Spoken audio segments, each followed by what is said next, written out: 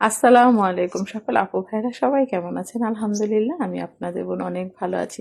সকালবেলাটা খুবই ভালো লাগে, আপনাদেরও অবশ্যই ভিডিওতে এইরকম প্রকৃতির দৃশ্যগুলো দেখলে খুব ভালো লাগবে। আর আমি তো বাস্তবেই দেখি, প্রতিদিনই আমার কাছে এক অন্যরকম ভালো লাগা কাজ করে।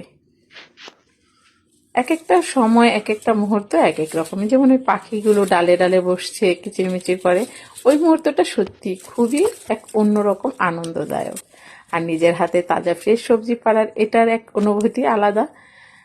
প্রকৃতির মাঝে সত্যি এক একটা অনুভূতি এক এক রকম হয়ে থাকে। আলহামদুলিল্লাহ এই সৌভাগ্য হয়েছে নিজের হাতে অল্প কিছু গাছ লাগিয়ে মন ভালো রাখা বা মনে একটা শান্তি আসার জায়গা হয়ে গেছে আমার শখের ছোট্ট বাগানটা।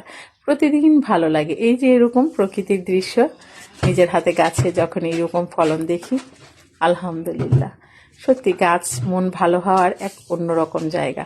তাই সকল আপু ভাইয়াদের বলবো, একটা ফুলের গাছ হলেও নিজের বাড়িতে লাগাবেন।